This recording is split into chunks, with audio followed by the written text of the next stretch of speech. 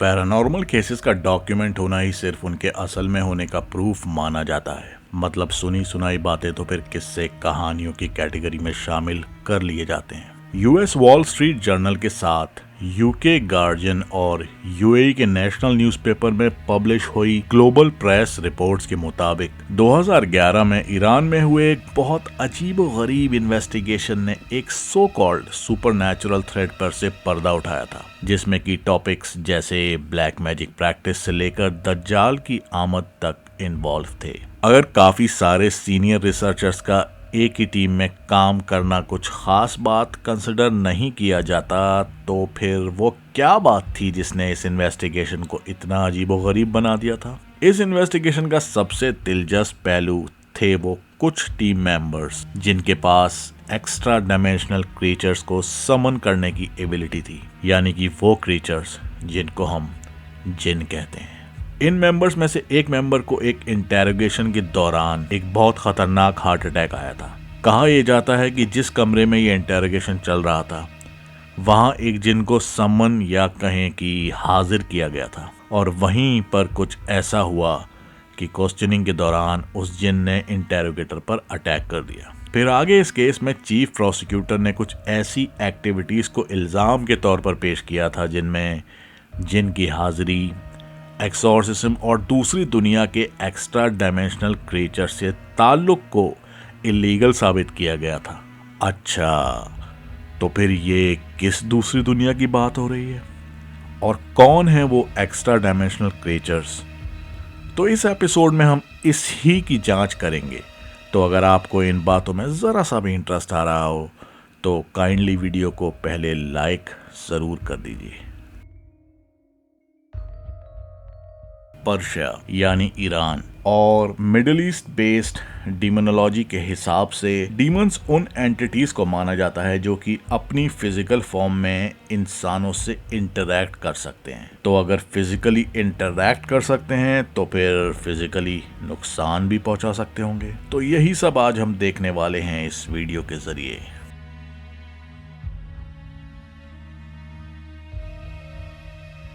तो जो ये एक्स्ट्रा डायमेंशनल क्रीचर्स की बात चल रही है, जिन्हें कि हम जिन के नाम से जानते हैं, ये एक्चुअली होते कौन है? कुरान पाक में जिन्नात का जिक्र कई जगह किया गया है और उनको इंसान की तरह एक डिफरेंट मखलूक बताया गया है जो कि एक अलग डायमेंशन में होने की वजह से हमको नजर नहीं आते और ना ही महसूस होते हैं। जिनकी तख्लीक आग से की गई है जबकि इंसानों को मिट्टी से बनाया गया है। पर हमारी तरह जिन भी पैदा होते हैं, अलग अलग रिलीजन्स को मानते हैं, लोकेशंस के हिसाब से अलग कल्चर भी फॉलो करते हैं, अच्छे भी होते हैं और बुरे भी मिल जाते हैं। आपकी और हमारी तरह ये भी अपने खानदान और कबीलों में रहते हैं। इनकी उम्र कई 100 साल तक हो सकती है, पर हाँ, मौत आने पर मर भी जाते हैं। कुछ इस्लामिक स्कॉलर्स का कहना है कि जब किसी जिन की डेथ होती है तो उसकी रूह भी आलम बरज़ख में चली जाती है, जैसे कि इंसानों की रूह के साथ होता है। इस आलम बरज़ख को वर्ल्ड ऑफ स्पिरिट्स भी कहा जाता है, जो कि प्योर एनर्जी की एक ऐसी डायमेंशन है जहां सब स्पिरिट्स जमा होती हैं। जिन्नात की एज ही बस इंसानों से ज्यादा नहीं होती, बल्कि उनकी एबिलिटीज का हम मुकाबला कर ही नहीं सकते। तो अगर पर्शिया और मिडिल ईस्ट में मिलने वाले स्पिरिचुअल एंटिटीज के बारे में बात करी जाए तो इनके होने के एविडेंस इस्लाम, क्रिश्चियनिटी और जुडाइज्म जैसे रिलीजन्स के आने से भी पहले की डेट्स में भी पाए जाते हैं। यानी अलग अलग मजहब और कल्चर्स के लोग इन स्पिरिचुअल एंटिटीज को अलग अलग नामों से जानते आए हैं। अगर वो एंटिटी सेम भी है और उसके कैरेक्टरिस्टिक्स भी सेम है, तब भी उसके अलग नाम पाए जाते हैं। और उसी जमाने से उन स्पिरिचुअल एंटिटीज के फिजिकली इंटरैक्शन का मतलब पोजेशन भी होता है। तो एक किताब है जो कि in spiritual, extra dimensional, supernatural entities की फिजिकल और स्पिरिचुअल फॉर्म्स की एक डिटेल्ड इंसाइट पेश करती है। उस मशहूर पर्शियन मैन्युस्क्रिप्ट का नाम किताबे अजाइब ए मखलूक़ात है, जिसे अंग्रेजी में वंडर्स ऑफ क्रिएशन भी कहा जाता है। ये किताब 1921 में पब्लिश हुई थी, पर कहा यह जाता है कि ये ज़करिया काज़विनी की 14th सेंचुरी की एक किताब से इंस्पायर्ड है, जिसका नाम अजाइबल मखलूक़ात व गरैबल मौजूदात था। अब इस किताब में magic, astrology, monsters, demons, angels और बहुत सी पैरानॉर्मल कॉन्सेप्ट्स की डिटेल्ड नॉलेज मिल जाएगी। पर इन दोनों ही किताबों का कंटेंट काफी सिमिलर माना गया है। किताबे अजायब मखलूक़ात के ऑथर ने इस किताब में किंग सोलोमन या कहा जाए कि हज़रत सुलेमान अलैहिस्सलाम की जिन्नातों की अदालत के बारे में बहुत ही डिटेल में लिखा है कि कैसे जिन्नात जैसी मखलूक़ात के फैसले हज़रत सुलेमान किया करते थे और कैसे जिन्नात और डीमंस उनके काबू में थे। और इसके साथ ही सबसे पावरफुल जिन्स और एंजल्स के एक्सॉर्सिज्म और समनिंग के तरीके भी दिए गए हैं। हालांकि इस किताब के ऑथर की आइडेंटिटी क्लियरली अब तक किसी को नहीं मालूम, पर किताब पर साइन रमाल बाशी द सन ऑफ जाफर के नाम से किए मिल जाते हैं। फिर रमाल का मतलब होता था एक ऑकल्ट एक्सपर्ट या कहा जाए कि एक हीलर या सोर्सरर, जिसके पास लोग अपनी प्रॉब्लम्स लेकर आते थे जो कि नॉर्मल तरीके से सॉल्व नहीं हो रही थी। जैसे कि मिसाल के तौर पर कोई ऐसी बीमारी जो कि एक अरसे से दवाइयों से ठीक नहीं हो रही, वो रमाल स्पिरिचुअली ठीक कर देता था। और इस प्रैक्टिस में इन्वॉल्व होते थे different types of magic, exorcism, spells और समनिंग ऑफ एंटिटीज। आज भी जादू प्रैक्टिस करने वाले रमाल्स ईरान में एग्जिस्ट करते हैं, जो कि लोगों के हाथ पढ़कर उनका फ्यूचर बताने के अलावा हीलिंग, एक्सॉर्सिज्म और जिन समन करते हैं। पर उनको सोसाइटी में कोई जगह नहीं मिली है क्योंकि इस्लामिक कंट्रीज में जादू करना बैंड है या कहा जाए कि इल्लीगल है। ईरान की फोकलोर और मिथोलॉजी में एक बहुत अजीबोगरीब और खतरनाक एंटिटी का जिक्र है जिसको आल के नाम से जाना जाता है। आल एक नाइट प्रीडेटर है जो कि न्यूबॉर्न बेबीज और उनकी माँ को अपना शिकार बनाता है। तो वहाँ के ट्रेडिशन के हिसाब से अगर कोई औरत लेबर पेन में है या फिर अभी बच्चे को जन्म दिया है तो दोनों माँ और बच्चे को कम से कम 10 दिन तक अकेला नहीं छोड़ा जाना चाहिए और आसपास की लाइट्स हमेशा ऑन रहनी चाहिए, मतलब रोशनी हमेशा उनके आसपास होनी चाहिए।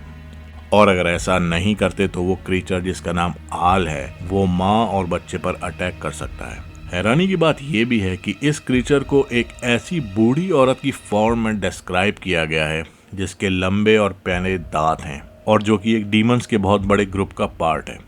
जबकि एंथ्रोपोलॉजिस्ट और साइकोलॉजिस्ट इस एंटिटी को बच्चे और माँ की सडन डेथ को एक्सप्लेन करने का एक महज एक कल्चरल तरीका मानते हैं।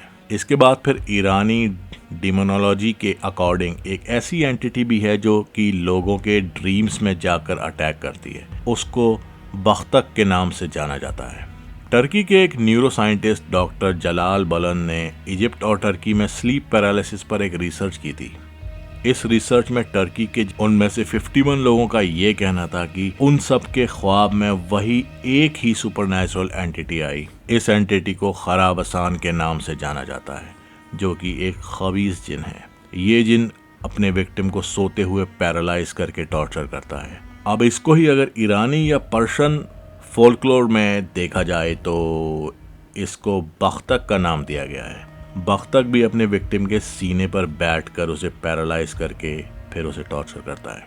अगर प्री इस्लामिक ईरान की बात करी जाए तो और भी ज़्यादा पावरफुल और ख़तरनाक डीमंस और मॉन्स्टर्स के बारे में मिलता है। जबकि वहीं ज़ोरोएस्ट्रियनिज्म रिलीजन में हमारी मुलाकात प्रिंस ऑफ इविल स्पिरिट से होती है जिसको अहरिमान कहते हैं। उसको आर्मेनियस के नाम से भी जाना जाता है। ज़ोरोएस्ट्रियनिज्म एक एंशिएंट प्री इस्लामिक रिलीजन है जो कि पर्शिया में था। It is considered as the world's oldest continuously practised faith today, यानी दुनिया का सबसे पुराना रिलीजन जो अब तक प्रैक्टिस किया जाता है। इस रिलीजन के मुताबिक अहरिमेनस ने डीमंस की एक आर्मी बनाई थी जिनको देवास कहा जाता था, जिनका काम इंसानों में इमोरल बिहेवियर और वैल्यूज को बढ़ावा देना था। और यही देवास ह्यूमन बीइंग्स में जेलसी और दुश्मनी की फीलिंग मैनिपुलेट करते हैं। अब ये एंशिएंट पर्शियन डेटी अहरिमन सिर्फ एक पुराने सिविलाइजेशन का कोई वेग सा कॉन्सेप्ट नहीं है, बल्कि आज भी इस डेटी को वेस्ट में बहुत बड़े लेवल पर फॉलो किया जाता है। ऑस्ट्रियन फिलोसोफर और इजोटेरिसिस्ट रडोल्फ स्टाइनर के अकॉर्डिंग अहरिमन या आर्मेनियस एक सुपरनैचुरल बीइंग है जो कि फिजिकल वर्ल्ड को रिप्रेजेंट करता है, यानी साइंस से लेकर मटेरियलिज्म तक, एक्सक्लूडिंग वो चीज़ें जो हमें इंसान बनाती हैं। जैसे हार्ट, सोल और कंपैशन से इसका कोई ताल्लुक नहीं। रडोल्फ ने यह भी कहा था कि फ्यूचर में ये सुपरनैचुरल बीइंग एक ह्यूमन बॉडी की शक्ल में किसी वेस्टर्न कंट्री में पैदा होगा और एक ग्रेट लीडर की तरह सामने आएगा, जो कि दुनिया में पीस और प्रॉस्पेरिटी लाएगा और जिसके लिए दुनिया उसको बहुत पसंद करेगी। पर ऐसा होना इसलिए पॉसिबल नहीं माना जाता कि आर्यमन एक मटेरियलिज्म की शक्ल में आएगा तो फिर ये परफेक्ट कंडीशंस बनने से तो रही। इस्लाम के अकॉर्डिंग इस सुपरनैचुरल बीइंग के एट्रीब्यूट्स तो एंटीक्राइस्ट या दज्जाल से हूबहू मिलते हैं। स्टाइनर ने आर्यमन को लिटरली एंटीक्राइस्ट नहीं बताया था, पर कायनात की 3 पावरफुल बीइंग से जोड़ा था।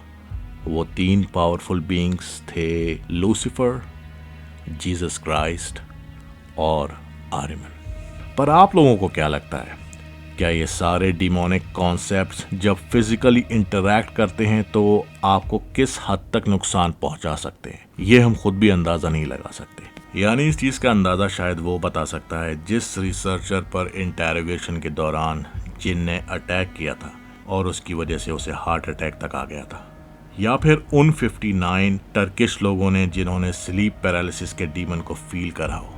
तो गाइस, लाइक, शेयर, सब्सक्राइब और कमेंट करके ये ज़रूर बताइए कि ये सीरीज़ आपको कैसी लग रही है और क्या आप नेक्स्ट वीडियोस में इससे भी ज़्यादा इंटरेस्टिंग इन्फॉर्मेशन जानना चाहेंगे।